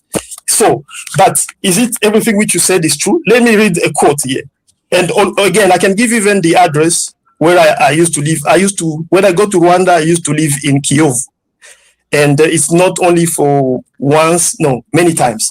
I'll read in this research book to tell you, because this kind of summarizes everything which I know went down in Rwanda. And this is world-acclaimed research book by Jude River, In Praise of Blood. It's page 1. Page 3. Then I'll continue with everything else. Who's the author? Jude River. Amid the suffering and grief in post-genocide Rwanda, most people simply wished to believe a more palpable construction of history. The story of a morally disciplined RPF rescuing Rwanda from the brink, having fought to save Tutsis from a genocide that was centrally planned by the former Abiyarimana government and carried out by willing Hutu executioners. This story was easier to comprehend than what actually happened, especially by those trying to create moral sense out of the madness of war. They accepted version of exploited the suffering of Tutsis, demonized Hutus, and wrote off crimes perpetrated against Hutus by the RPF as justified because they were considered retaliatory. It also allowed Kagame, his political party, and his armed forces to consolidate power, pocket billions of dollars in aid, and take credit for an economic miracle. Its belief in this narrative of that genocide allowed the international community to stand by and RPF commanders unleashed war in neighboring Congo, where millions have died from the violence and war-related disease since 1996. Okay, so that shows you that I'm not talking only things because I'm Congolese or because I've lived it. No, this is well researched. You can find it in many documents. Actually, even the Brother Dynast's favorite Democratic senator or politician, Cynthia McKean, also touched this. And this was among the points in which Cynthia McKean had a fallout with the Clintons. Because Brother Dynast, if you remember, Cynthia McKean was so close to the Clintons when he started. And he was even the special envoy of the Clintons gang in that area. This is what, let me write another quote here in the book quickly before I continue. Holocaust in Congo, the International Community Omerta by Charles Onana. This is an African brother from Cameroon. Indeed, on November 30, 1998, Cynthia McKinney sent a 1.5-page letter to Ms. Albright in which she said, I'm concerned about the ongoing war in the DRC and the threat it poses to the stability of the Great Lakes region. I am deeply troubled by the continued lack of proper engagement by our administration in managing this war and its implications for Africa and its relations with the United States. The prestige of President Clinton and the United States credibility are at stake. Let me stop there. Anybody who want to know more can read. So that was on the Madeleine Albright, you said? Yes, those are the gangs. The one who was criticizing and who was starting to put pressure on their own government, it was Senator Cynthia McKinney. So all this Albright, among the gangs who supported Kagame, I will put out names. I'm sorry for both Democrat and Republican. You know, there is the Clinton gangs. First of all, there is the Clinton gangs. There is Susan Rice. There is Ron Brown. There is on the Republican side, I can name a few: Lindsey Graham, Senator Ronnie Jackson. But the people who understood the situation of Congo and they tried to help. Cynthia McKinney tried, and President Obama actually, when he was a senator, he sponsored a law. If that law could be, it's a law of the United States. If it could be implemented, it could have been the better for all that region. Later on, I can give up the law. Now, let me attack the issue or the point. Yeah, I think Madame Albright was the Secretary of State for. Yeah, of State at that time. Yeah. Yes. So I met her before. Yeah. So the brother spoke about Kigali and Kagame, that it's propaganda. No, it's not propaganda. This is well researched. Even Carla Del Ponte about Kagame. This is the prosecutor who was put in place to do all the investigation. When he discovered the crimes of Kagame and the RPF, do you know what happened? He wanted to pursue them. The United States blocked it, and they had to leak the report for even the journalists to find out. So it doesn't mean that Kagame is a saint or it's only propaganda, like the brother tried to say. So when it's come to, I gave you the example of Mark Twain, the Leopold Solology. Read it, you'll understand, and compare it to Kagame, to everything which you know. Now, when it's come to leadership, I don't believe that Kagame is the best among the African. No, because even if there is credit to go to him, for what price? For the unalivement of millions in Congo, million in Rwanda, and hundreds of thousands in Uganda? Because if you meet Ugandan, Paul Kagame propagandists, they're not going to tell you this. Paul Kagame committed massacres and crime even in Uganda. So there are black leaders who are there. We can give the example of Magufuli of Tanzania.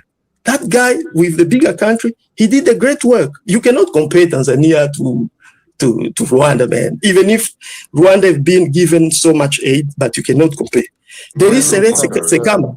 There is Mogweti. So now, is Rwandan off? I can give, sometimes when I speak, I can put even on a video. When during COVID, Rwanda, first of all, is a landlocked country. A lot of people there in Rwanda are poor. The people who are better off, they are those people who are in RPF and they are connected to RPF. Actually, let me tell you something. The RPF and Paul Kagame control probably more than 50% of business of Rwanda. In Rwanda, if you go to invest in the big business, you can never invest in Rwanda without somebody from RPF or Paul Kagame having in your business. Actually, because you don't know, even the Rwandan business people, they've been stressing this. They've been, trying to raise their awareness about this. Paul Kagame has been taking over most of Rwandan businesses. And this has been a problem even with some of his so-called Tutsi social class brothers. But because you are from the outside and you don't know some of the inner, you won't know this. Now, when you talk about that thing of, the policy, which also I commend, it's a good policy to Rwanda if it could be implemented in a just way. They know who to know Tutsi policy. Unfortunately, the Kagame gang used that to promote only most of the Tutsi. I can give you example even on video. There is a list which is that. Rwanda is like an apartheid regime, my brother and sister. Don't just hear propaganda stuff. For example, in Rwanda, all the CEO and the general directors of Rwandan boards and high public agencies are only Tutsis. Not only that, do you know that the whole army apparatus, the general, among all these general and the colonel, there is only one so-called Hutu general, and he doesn't have really a major function. All right, know that. Let me continue on other. Even in business, I can go on. Even in sports, in all major, every major. I mean, factor of society. I get your point. It's mainly, I would not invest Rwanda because I know. Let me finish. Yes. Yeah, let me finish. Now, when you talk about Rwanda, it's like an open air. There is this. Let me give you the quote in this. There is an article. You can read this article in the Guardian. Not for me. Rwanda is like a pretty girl with a lot of makeup, but the inside is dark and dirty. Go read that, then you'll understand what Rwanda is. Now, I understand where you're coming from. I understand the sentiment because of the rivalry. Hold on. Let me finish. It's not only because of the rivalry. No, it's not rivalry. This is true. I'm from Goma. I'm from my brother. Listen, man. What you saying? It makes sense. I don't. Yeah. Rwanda. I would not invest in Rwanda compared to Nairobi because I feel that the country can be very instability can come at any time with a certain level of suppression. With level of insecurity. That's why they did not send refugees to Rwanda from the UK. It's one of the reasons. Well, I'm going to step down. CD, my brother, and everyone. Dennis, thank you very much. Let me speak on poverty. I'll catch up with you soon. Let me speak on poverty. If Rwanda could be if Rwanda could be that paradise like Brother Heru describes it, my brother from Kenya, didn't you notice that there are a lot of Rwandan in Kenya? Why are a lot of Rwandan doing manual work? Even in Uganda, in Uganda a lot. Even in Congo, I'm telling you, if the time when Congo closed its border with Rwanda for 1 week, there was demonstration in Rwanda, especially in Gisenyi and Lubavu. There was demonstration because of poverty.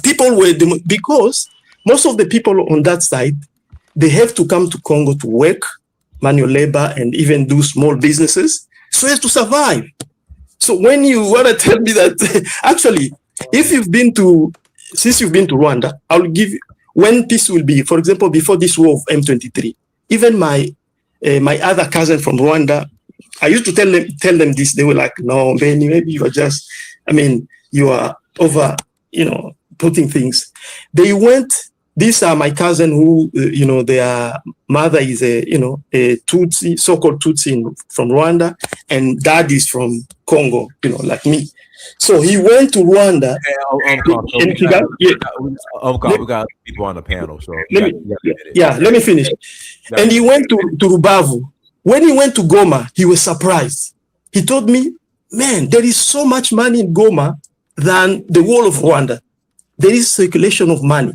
So also the Rutendo issue. Rutendo himself, he was on camera in 2024 saying that after all that what he criticized Paul Kagame about, he was threatened. And the threat, it was not only against him, but there was only to the level of his government, there was friction which was created between Rwanda and Zimbabwe, to the point to which later on he went silent. We only saw him now, starting talking pro Kagame stances. And the people were like, wow, we understand the game. So it was on video, yes. Yes, and it's not only me. Rutendo was threatened. Okay, last point. I gotta read these super chats and pass the mic. PCH Rise 1559. Thank you for $20 holla. Greeting to Dynast and the channel. Traka, all right, go ahead, Traka. 1 point about Hutu Ten Command. I mean, Ten Command. I gotta pass the mic. Go ahead, Traka.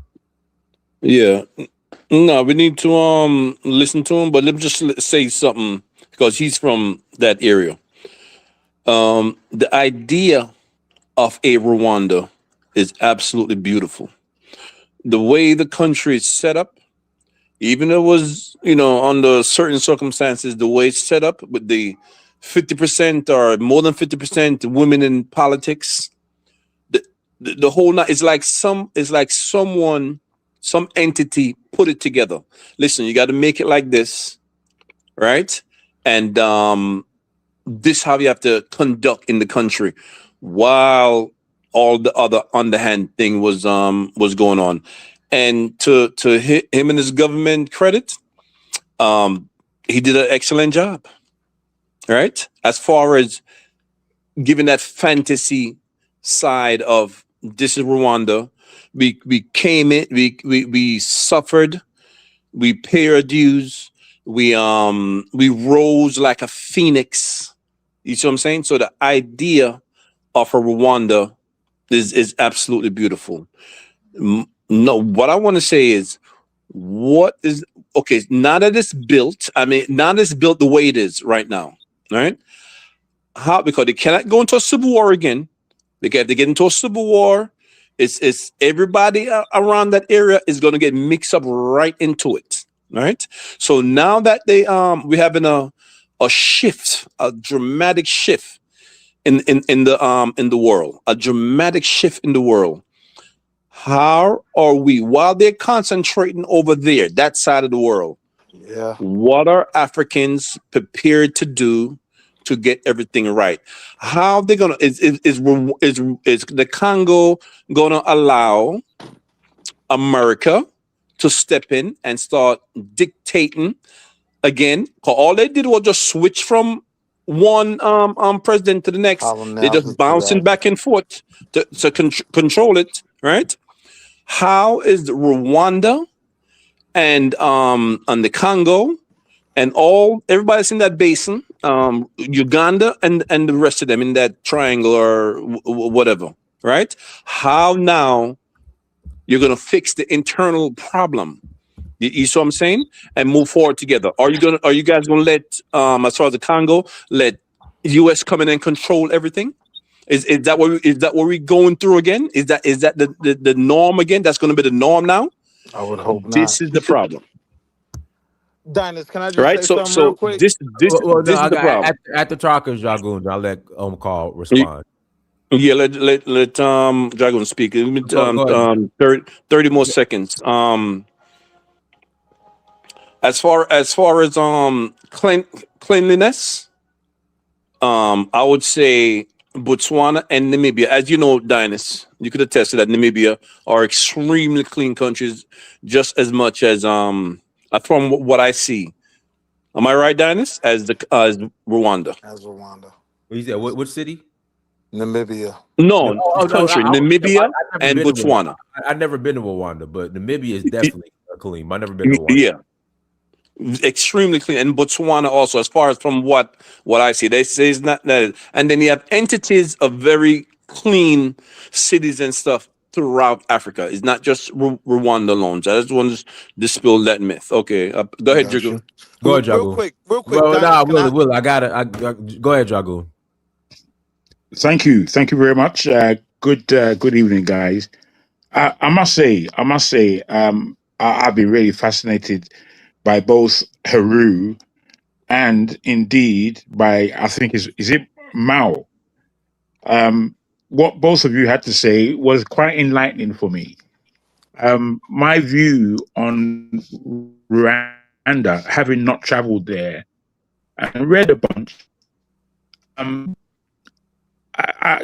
Kagame was somebody I used to salute until I read deeply into him and him. Hey, Jagoon, you're on your Obama phone, Jagoon. You're on your Obama phone. That's Obama phone. Yeah, you're Oh on my your Obama God. phone, Jagoon. We lost Before you. we crash out on Obama. Yeah, Hold on. let me pass it to go ahead, K2. Unmute yourself, K2.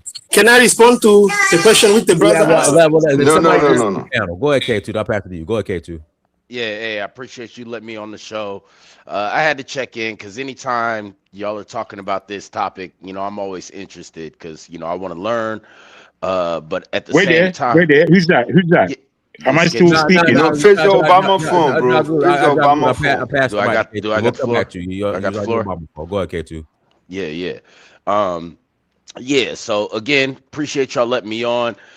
I've been listening for a minute. I hesitated. I got some stuff I got to do tonight or whatever. But this is what I want to say with the whole Kagame, Rwanda, and honestly, y'all don't even talk enough about Uganda when it comes to this, in Museveni. But this is my whole thing. First off, I'll say that when it comes down to it, on the surface, what Kagame's doing in Rwanda it is good as far as the streets are clean, the cost of doing business, and it being smooth. All that's good. You would want that from any leader in Africa. Period. You know what I'm saying? However, this is the thing because I'm a person that look, you want good leaders. Period. And really you want a good leader overall. There were times, I don't know, 7-8 years ago, maybe I might have said hey man, let Kagame run the whole thing. You know what I'm saying? But then when you peel off the layers of the onion, and again, this isn't saying that I'm completely against Kagame, it's the whole, right? There's So room for when you criticism. right, so the thing of it is this: when you peel off the layers of the onion and you realize what it really is, without the backing of the West, Rwanda would not be where it's at right now. So at the end of the day, clean streets, this, that, and the third, the fact that they've allowed him to do that, there have been plenty of other leaders. I got a person that I work with, not coworker, but somebody that's within my industry. I talked with him, didn't know where he was from. Yeah, I wouldn't say a friend, colleague, acquaintance, whatever. You know what I'm saying? But I'm asking, hey, where you from? Because I can understand, outside of this FBA, because I'm, hashtag quote unquote FBA. I'm not. And I don't, well, yeah, whatever you want to call it, because I'm sure that's Wall Street Willie. And it's look, bro, yeah. You know what I'm saying? It's look, bro, I don't get into all of that because as far as I'm concerned, I understand to a small degree of the point of when I look at the delineation, I understand it's really more or less us claiming a tribe that we didn't have before. You know what I'm saying? So whatever you want to call it, because any other day you could call it something different, but we're talking about a specific thing here for us here. That's all that is. You know what I'm saying? So I can understand that to a degree, but I'm not with the whole we're not African. We don't. Hey, K2, let's try to get back to the topic. My bad. So my bad. So this is what I'm saying when it comes to Kagame, and like I said, we don't even talk about it enough with Uganda and Museveni or whatever. This is my whole thing. The way that Kagame runs his country, the cleanliness of it, the smooth, he runs it like a business essentially, and I'm with that. You know what I'm saying? This is my whole thing because I don't necessarily have a problem with Kagame himself. I have a problem with when you peel the layers back where it comes back to. the stuff that's going on in the Eastern Congo, this is the problem that I have. The M23. M20, yes, the M23, you cannot say that that's just some random rebel group that for some odd reason has more firepower, more of this, that, and the third, Than than everybody else. everybody Yeah. else, and they're able to take over literally the whole government. And I think Call has even mentioned that. From what I can't say what I know, what I've heard, what the bits of things that I've taken in. Western perspective. Well, no, not Western perspective. This is what I'm saying. A lot of people don't understand because we don't like Mobutu, and I don't like Mobutu. But at the time that Mobutu was running stuff, the Congolese army was strong. They literally took that whole thing, separated that whole thing. When the refugees from Rwanda that got kicked out in the 60s, when they turned everything over, because you got to remember, when they cut everything up and the Belgians were in control, they had the Tutsis who are, and I'm not 100% sure on this, somebody please correct me, but like, as far as the Tutsis and the Hutus, I'm pretty sure in the Rwanda and the Burundi area, the Hutus are like 80% in both of those countries. You're talking about the Second Congo War. Yeah. So what I'm saying is this. Before it was, hey, we're going to put this smaller minority in charge of everything, whether it be 20 or 30% of the people, we're going to put them in charge of everything. Then in the 60s, when independence was coming in, when you had your Lumumbas and you had your Kwame Nkrumahs in Ghana and this, that, and the third, they're turning it over to the people. They said, all right, well, look, we have to figure out some way to even be outside without having boots on the ground. We still need to be able to control this stuff. So we're going to turn it over to these people, but we're going to keep chaos going on. So they kick these people out. They leave as refugees. Stuff is still in chaos. Then you are supporting them in the background in Tanzania to build up rebel armies to go in and invade these countries and overturn the governments that they already have. That happened in Uganda. That happened in Rwanda. It happened all over that whole entire area. Right. So South America as well. Right. So the point that I'm getting at is this. The way that they actually run their stuff, because I had a homie reach out to me about getting some land, and like my whole thing is Rwanda is actually running smooth. It's a place that I would want, like I'd feel more comfortable actually getting land in. But with everything that they have going on, you don't know how long will it last until something goes on. And especially now that they're sanctioning them, because again, Kagame has been good. Like, and that's the biggest question that you have to ask. Well, I mean, how have you been able to do? Not even how does he deal with it? How does he? It doesn't have anything to do with how he deals with it. How were you able to do all of this for all of this time without Western support? No, not even just without Western support, without them counter supporting you, if that makes sense. I got you. You know what I'm saying? So you were able to do all of this or whatever because it benefited them. The only reason that they're sanctioning you now is because you don't have any more use.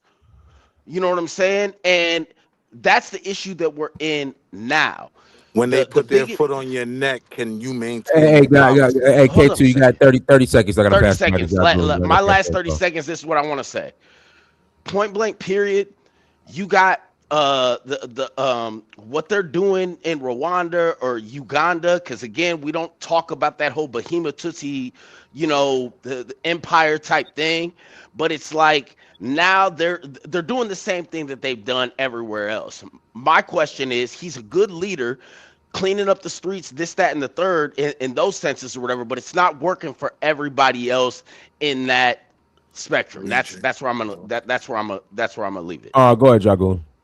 Hey, can I be heard now? Yeah, go ahead, Dragoon. Yeah, okay, I'm being heard. Okay. Yeah, just real quick, Dragoon. Like no. I gotta close out soon. Dinus, I gotta drop off. But Go I ahead, just want to say something. Go ahead, Dragoon. Go ahead, Dragoon. Okay, I'll try and speak. I was just really saluting the conversation.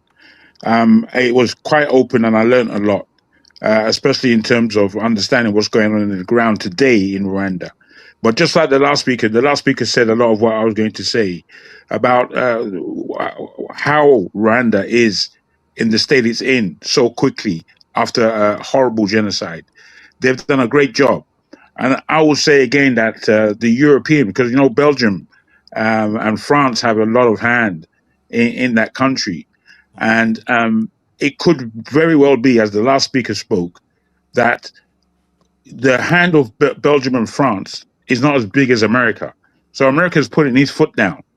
And in its putting its foot down, this may not work very well for leadership. Kagame.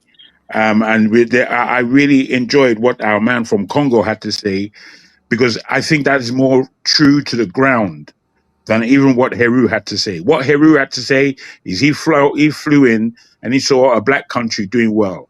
Now, this could be, a thing of furore based on, we all like to be gladden-hearted by a country that seems to be run well. This will gladden any black person's heart. But you may not be seeing the truth and the true reality of what that nation is. I'll end it there. All right, go ahead, Carl. Then we'll close it. Carl, you got 2 minutes and we're closing out. Yes. Hold on. Yes. Now, man. Before you close, Willie, I got it. Carl, you got 2 minutes. We got to go. Yes, a lot of people, and this is what the Rwandan have done for you. Are you at a warehouse or something? There's a beeping in the background. Oh, so sorry. No, it's my place. So probably over there, far in the kitchen. Now it's go ahead. Yeah. So I'm reading a quote here in that journal, in the Guardian again. America's secret role in the Rwandan genocide, paragraph 30. This is what I'll read. Kagame, then senior officer in both the Ugandan Army and the RPF, was in Kansas at the United States Army Command and General Staff College at Fort Leavenworth, studying field tactics and psyops, propaganda techniques to win hearts and minds. And this is what the work which they are doing, this is what they've win heart and mind of Mr. Heru. But it's mainly propaganda. I'm not saying that everything Kagame is doing something, but it's not really for the death of more than 10 million other African, and you are saying this is it's appalling. Okay, yes, a lot of people knows about the Hutu massacres, and that has to be condemned. But do you know that the Tutsi also have 10 commandments of Tutsi, governing? It's called 10 Commandments of Tutsi colonization. Have you ever heard about it, Brother Heru? Probably not, because they are good. They are good at hiding stuff. Now, you asked me a question. Let me finish. It was rhetorical. In Goma, of course, the major language which we speak in eastern part of Congo, the major language you speak is Kiswahili. But in Goma itself, it's a Kihunde word. So we speak Kihunde, but yes, there is a big community of Banyarwanda because our brothers coming into the area also, the end of 18th century. Then they came in bigger number in the 1959 when Kagame family also ran to Uganda, and they kept coming and coming. It was not a problem because as African, we can live together. It became a problem when Kagame took power and they were trying to, they are pushing, saying that the situation or the problem in Congo, it is about ethnic problem or stuff. No, this is instrumentalization of the Rwandan ethnic problem, which they are trying now to export into Congo. But it's not purely ethnic stuff.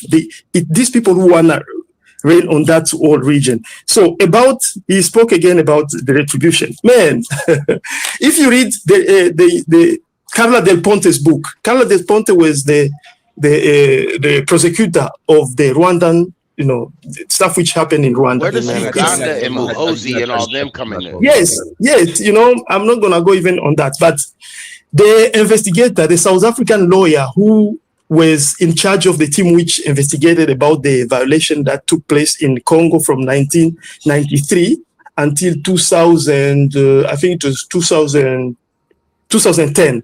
Navi Pillay said this: the crime documented in the Congo mapping report, if taken into the competent